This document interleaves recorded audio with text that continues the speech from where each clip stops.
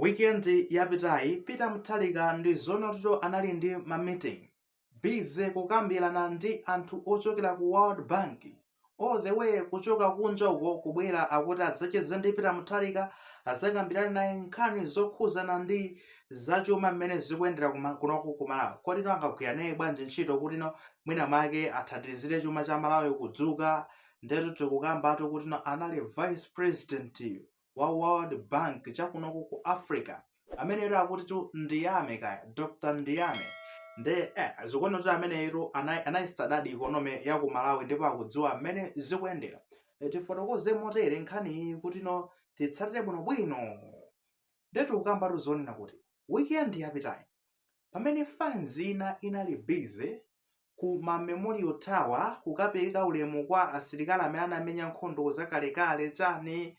Ndiye kuti Peter Mutharika anali busy kuyankhulana ndi fans yochokera ku World Bank motsogozedwa ndi vice president wa World Bank chigawo chaku Eastern komanso Southern region ya Africa kapena kuonera kuti kumwera komanso ndiye kuti kumawa kwa Africa.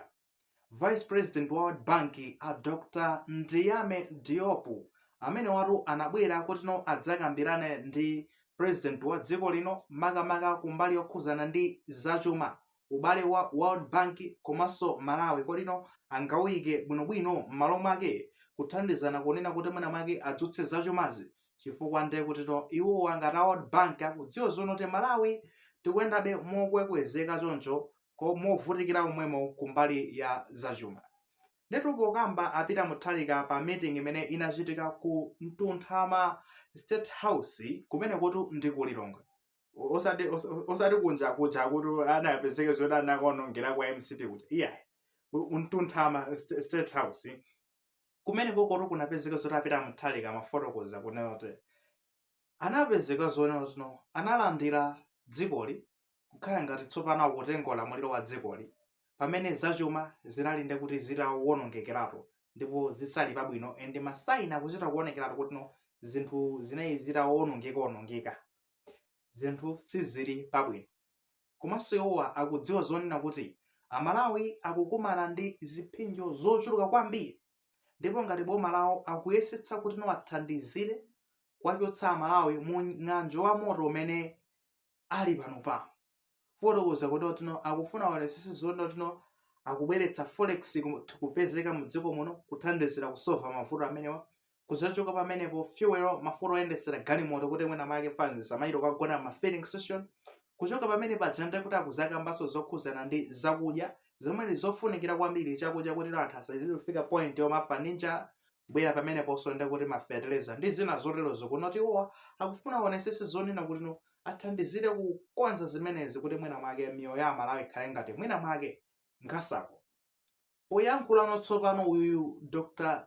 Ndiyame Diop amene kuchokera ku World Bank zikuoneka kuti iwowa ali ndi madetail amene chuma cha Malawi chikuyendera mavuto amene tikukumana nawo ndi amafotokoza kuti inetu ndikudziwa ngati World Bank tikudziwa kuti kodi mukumana ndi zotani tikudziwa zonena kuti kunoku maphinjika kwambiri ndi nkhani yakukwera kwa mitengo inflation high inflation ndipo zimenezo zonena tikudziwa ndi zimene zikuyenera zitani zikonzedwe kuchoka pamene popo ndiye kuti tikudziwa forex mulibe yomwe ikuvutanso ndi chani kwakhuzanso zinthu zambiri zimenezonso zikuyenera zitani zikonzedwe kubwera ndiye kuti ngakhale m'makomomu anthu ndiye kuti household level anthu akulephera kuti mwina mwake akhale pasi ndikukhalako ndi moyo wabwino kulephera kupezeka nchakudya chabwino kulephera kupezeka ndi ma basic needs ngati masopo chani mafuta anthu akulephera kupezeka ndi zimenezi nde ifeyo ngati World Bank tikudziwa zonena kuti zizi zikukhudzani kwambiri kuonjezerapo tikudziwa kuti Malawi ndiyo ndina kuti mukuvutika kwambiri kunena kuti mupange export mulibe katundu amene mukuyenera mpange export kwamutulutsa kunja kwamugulitsa kunja kuti mwina mwake zipezeka ndi ka forex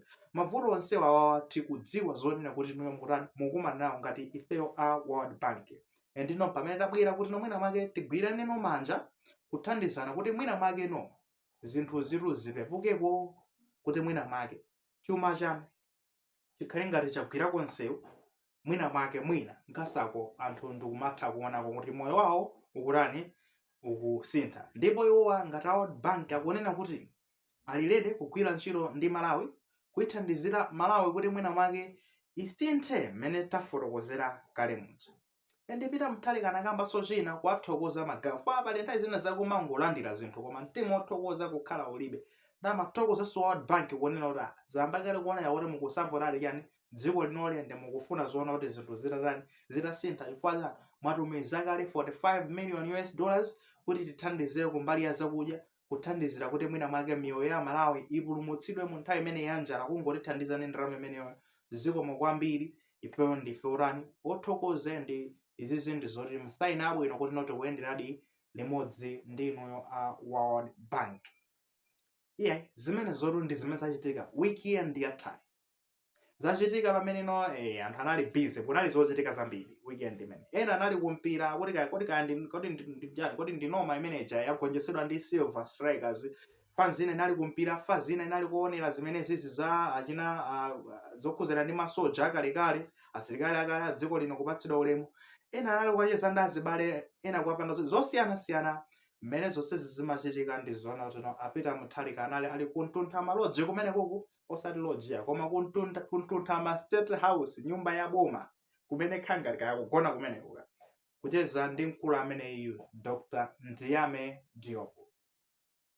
Zofunikira kwambiri tipange noti apa chinthu ichete. Fans ya World Bank ndi IMF inasamukako kunoko mulamuliro wachakwera.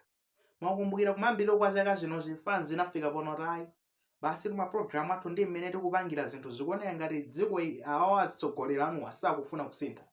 Ifeyo tapanga ziganizo basi tikunyamuka tikusamuka mu dziko munomu mwinano ulamuliro umene ukubwera next government, ulamuliro umene ukubwera pa 16 September mwina amene tizatolirana nawo kuona kuti noti ngabwezeresenso ubale koma anapezeka tatseka maofesi awo kunyamuka wautali kunja.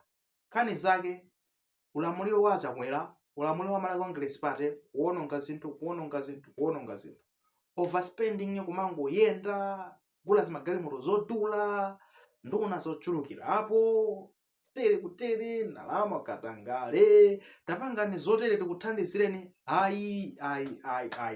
mpaka na fans jenango kuti apapa ifeyo tikunyamuka basi tikutani tikupita. Palibenso kuti tingapange motani zikuoneka kuti olo tikuthandizireni motani anthu inonso mufuna kuthandizika tikupita tizagwira ntchito ndi next government. Ndi umona akubwera kunena kuti agwirane manja ndi achina Peter Mutharika komanso boma limene la DPP kuti mwina make abwezeretseko zinthu. Fans ine makamba zoona kuti sitikufunikira World Bank yachaniso imene izipita makosana. Ino imeneyo World Bank mukuyifuna mufune musafune chifukwa chani ndamene amayendetsa chuma cha pa dziko lonse lapansi ndalama mwake pa $dollars watu kuti iwowa ngati zikuyenda makatundu zina zachina fuel zimene zikuti zibwere kuno kuti makosana osamagunda kumeneko. Mtima ofuna kuyima pano okhamura khala nawo ndithu kuti tili nawo tikufafata dzayima pato kefeyo ndalama yathu tisamoigwirisa ntchito usataziti namulira komano nzosatheka iwowa ndi amene ndi mabosi kuntundako mufune musafune ngati simukuwafuna iwowa ndiye kuti mukufuna mavuto onena kuti mukhala opanda fuel mukhala opanda chani zomwe ndi zosatheka magayi. Muli maganizo mankhani imene ngati muli nawo ayikeni mu comment section koma kwayika molemekeza maganizo anza akuti